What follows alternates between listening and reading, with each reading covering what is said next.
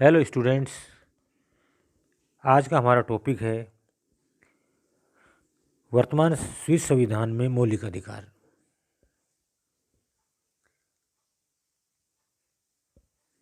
अट्ठारह अप्रैल 1999 से लागू किए गए स्विट्जरलैंड के नवीन संविधान में पूर्व की संवैधानिक व्यवस्था की तुलना में बहुत अधिक व्यापक रूप से मूल अधिकारों का उल्लेख किया गया है। नवीन संविधान में मौलिक अधिकारों के लिए पूरा अध्याय रखा गया है तथा संविधान के प्रारंभ में ही शीर्षक 2 अध्याय 1 के अंतर्गत व्यापक रूप में मौलिक अधिकारों का वर्णन किया गया है। संविधान के अनुच्छेद 7 से लेकर अनुच्छेद 36 तक में कुल 30 अनुच्छेदों में नागरिकों के सामाजिक, राजनीतिक, आर्थिक, शैक्षणिक तथा अन्य विविध प्रकार के अधिकारों का वर्णन किया गया है। ये अधिकार निम्न प्रकार हैं। नंबर 1, मानवीय गरिमा।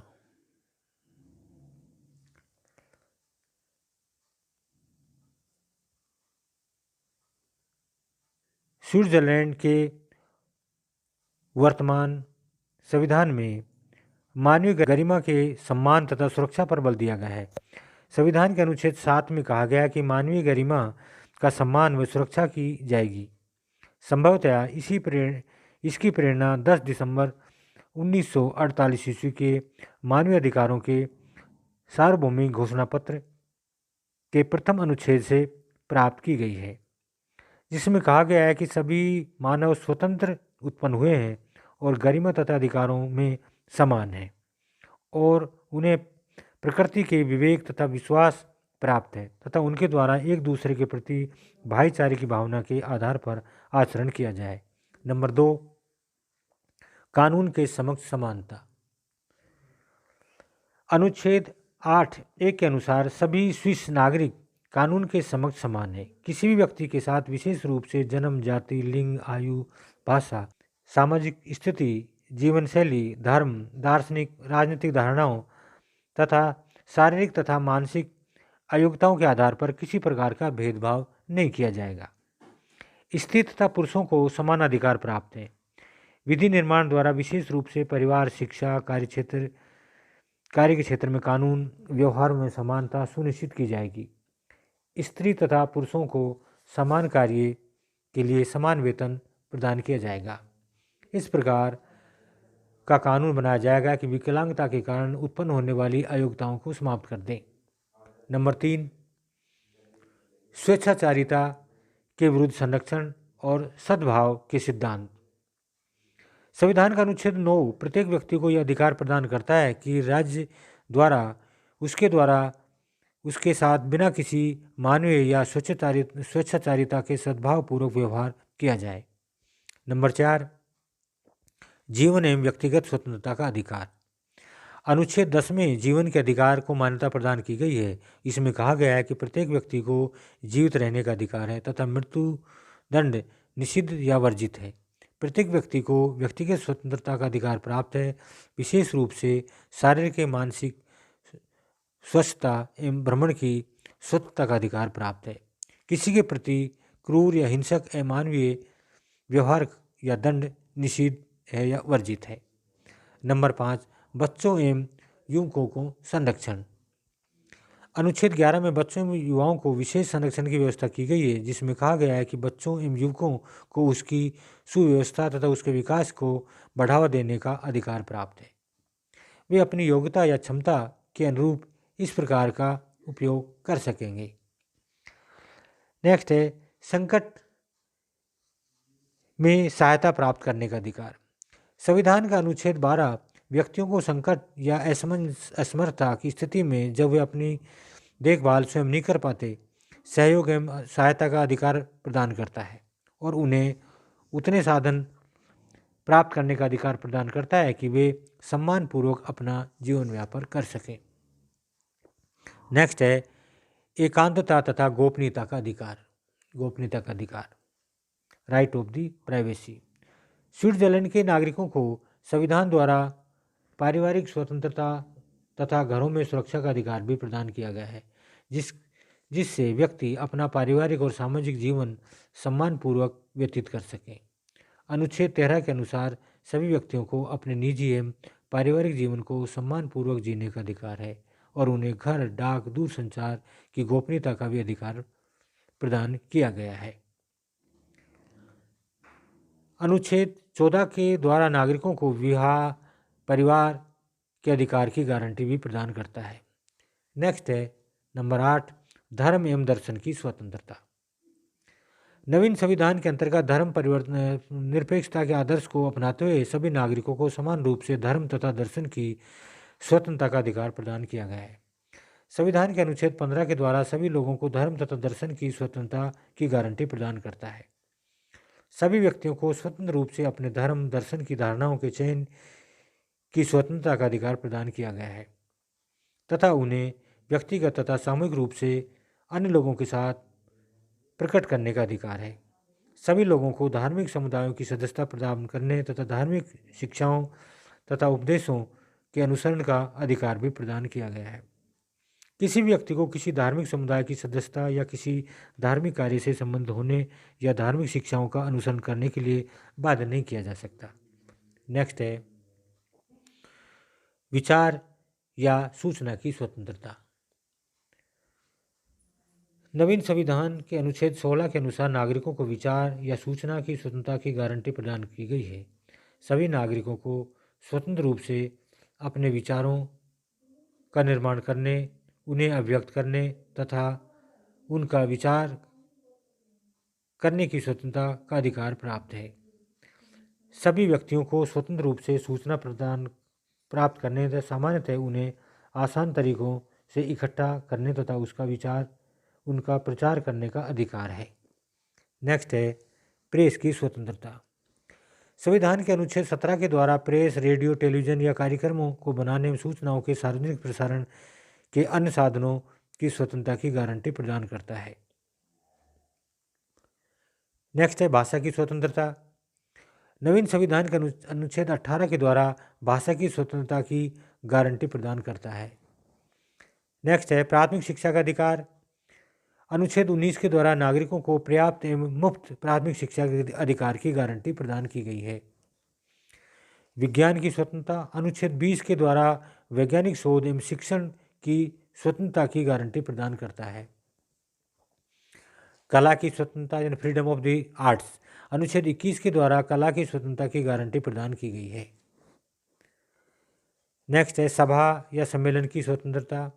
संविधान के अनुच्छेद 22 के द्वारा नागरिकों को सभा या सम्मेलन की स्वतंत्रता की गारंटी प्रदान की गई है। प्रत्येक व्यक्ति को सभा या सम्मेलन को आयोजित करने या उसमें भाग लेने या उससे अलग रहने का अधिकार प्राप्त है। नेक्स्ट है संघ की स्वतंत्रता। संविधान के अनुच्छेद 23 के द्वारा संघ या संगठन बनाने की स्वतंत्रता की गारंटी प्रदान की गई है।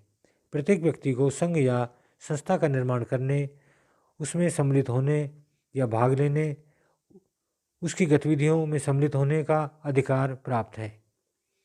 किसी भी व्यक्ति को किसी संगठन में सम्मिलित होने या उससे संबंध रखने के लिए बाध्य नहीं किया जा सकता। नेक्स्ट है निवास की स्वतंत्रता। संविधान के अनुच्छेद 24 के अनुसार स्विट्जरलैंड के नागरिकों को अपने देश में कहीं पर भी निवास करने का अधिकार है।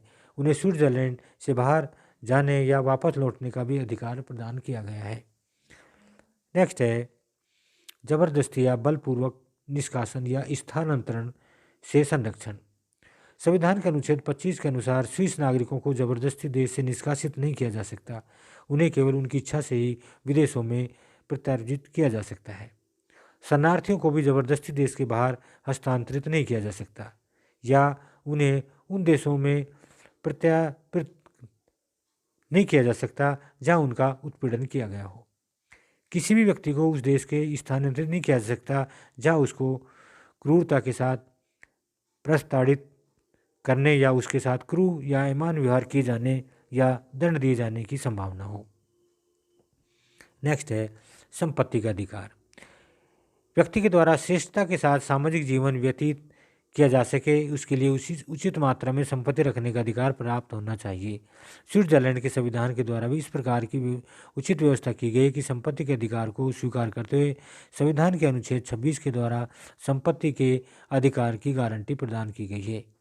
किसी भी व्यक्ति की संपत्ति या उसके स्वामित्व का अधिग्रहण करने पर उसे संपत्ति का पूर्ण मुआवजा प्रदान किया जाए। नेक्स्ट है आर्थिक स्वतंत्रता।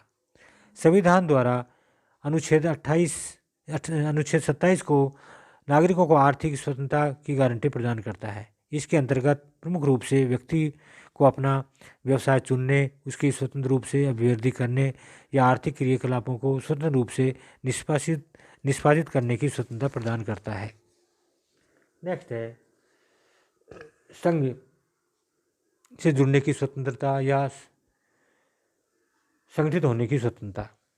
संविधान के अनुच्छेद 28 के अंतर्गत श्रमिक, नियोजित तथा उसके संगठनों को अपने हितों की रक्षा के लिए संघ से संगठित होने या जुड़ने का अधिकार प्रदान किया गया है।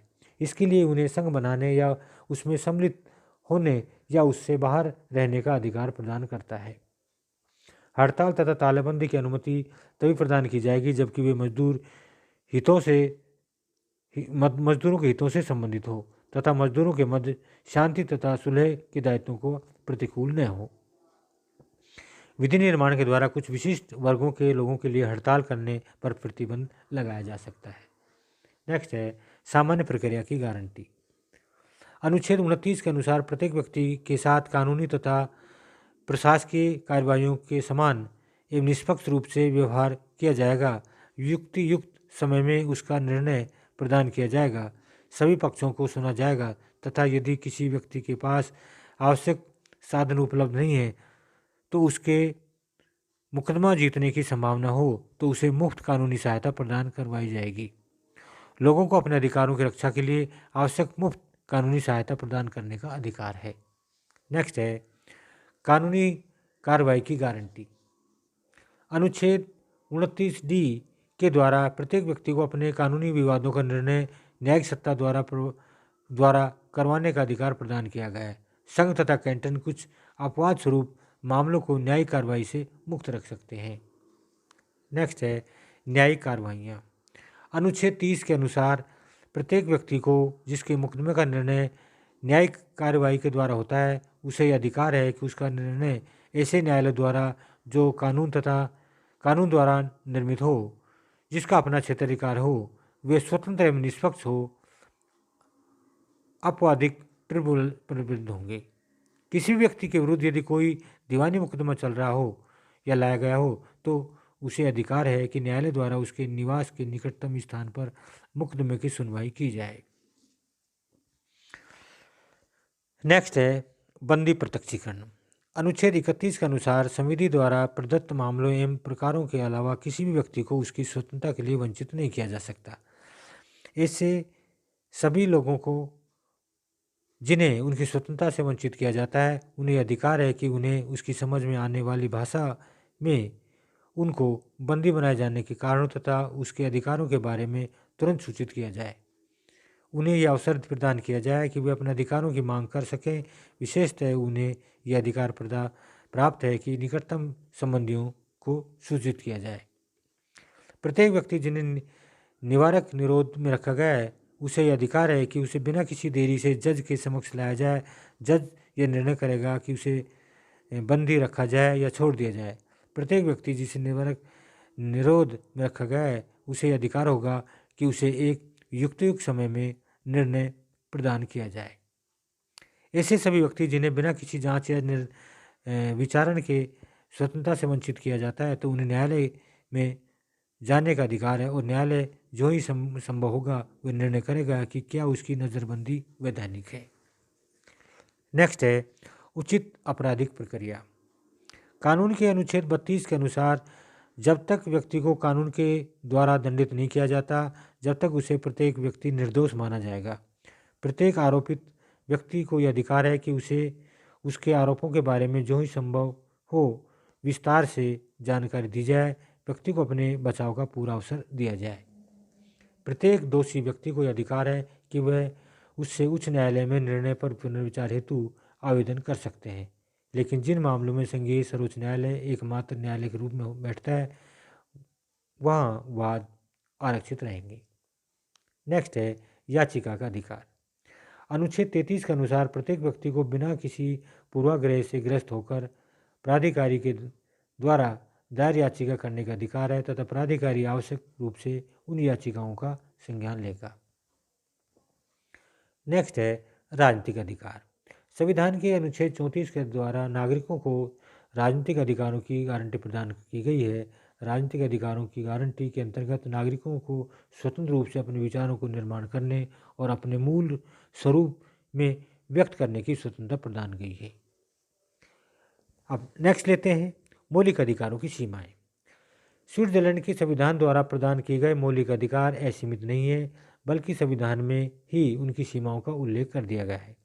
संविधान के अनुच्छेद 36 में कहा गया है कि मौलिक अधिकारों पर किसी भी प्रकार की सीमा या प्रतिबंध के लिए कानूनी आधार आवश्यक है। गंभीर एवं महत्वपूर्ण प्रकृति की सीमाएं पूर्वानुमान एवं संविधि द्वारा ही लगाई जाएगी। स्पष्ट है कि तत्कालिक खतरों से संबंधित विवाद आरक्षित रहेंगे। मौलिक अधिकारों पर किसी प्रकार की सीमा या प्रतिबंधित जनहित या अन्य व्यक्तियों के मूल अधिकारों के संरक्षण हेतु लाया जा सकता है। मौलिक अधिकारों पर सीमा या प्रतिबंध निर्धारित लक्ष्यों की प्राप्ति के अनुरूप ही होने चाहिए। मूल अधिकारों का सार अलोंघनीय है। स्विस संविधान में अधिकारों की सीमाओं का उल्लेख इस उद्देश्य से किया गया है कि शासन नागरिकों के मूल अधिकारों में मनमाना हस्तक्षेप नहीं कर सके। तो ये आपको स्विट्जरलैंड के संविधान में कौन कौन से हमारे फंडामेंटल राइट्स हैं, उनकी क्या सीमाएं हैं, ये विस्तार से हमने बताया। तो आशा करता हूँ कि आप सभी को ये टॉपिक हमारा समझ में आ गया।